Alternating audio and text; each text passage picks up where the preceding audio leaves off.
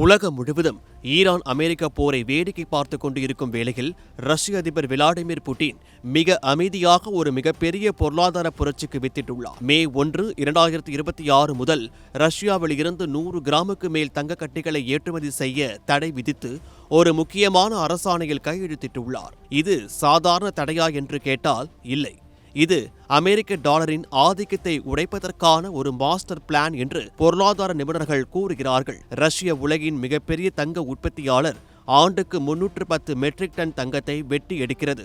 ஏற்கனவே ஜனவரி மற்றும் பிப்ரவரி மாதங்களில் மட்டும் ரஷ்யா சுமார் 15 டன் தங்கத்தை விற்று $1.68 பில்லியன் லாபம் சம்பாதித்துள்ளது. இப்போது திடீரென்று ஏற்றுமதியை தடை செய்து தங்கத்தை உள்நாட்டிலேயே முடக்கி வைப்பது ஏன்? இங்குதான் ரஷ்யா மற்றும் சீனாவின் கூட்டு சதி வெளிப்படுகிறது.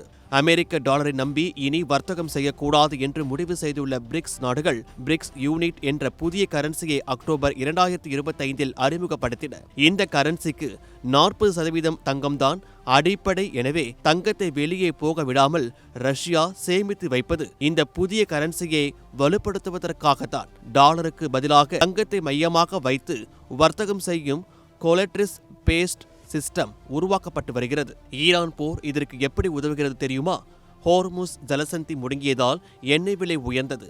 இந்த எண்ணெயை வாங்க சீனா யுவான் பயன்படுத்துகிறது. இந்த யுவான் இறுதியில் தங்கமாக மாற்றப்பட்டு ரஷ்யாவில் சேமிக்கப்படுகிறது. ஆக போர் ஒரு பக்கம் நடந்தாலும் டாலரின் மதிப்பு சரிந்து தங்கம் மற்றும் யுவான் மதிப்பு ஏறுவதை தான் நாம் பார்க்கிறோம். அமெரிக்கா போரை வென்றுவிட்டதாக ட்ரம்ப் நினைத்துக் கொண்டு இருக்கலாம். ஆனால் உண்மையில் டாலரின் வீழ்ச்சியை இந்த போர் துரிதப்படுத்திக் கொண்டு இருக்கிறது என்று ஷானஹா பெரரோ என்ற மூத்த ஆய்வாளர் கூறுகிறார். தங்கம் விலை ஏற்கனவே 48% உயர்ந்து ஒரு அவுன்ஸ் $4,517 விற்பனையாகிறது. மத்திய வங்கிகள் போட்டி போட்டுக் கொண்டு தங்கத்தை வாங்குகின்றனர். இந்தியாவின் நிலையோ கச்சா எண்ணெய் விலை உயர்வால் பாதிக்கப்படும். ஆனால் டாலர் வீழ்ச்சியடைந்தால் அது நீண்ட காலத்திற்கு இந்தியா போன்ற வளரும் நாடுகளுக்கு நன்மையாக கூட அமையலாம்.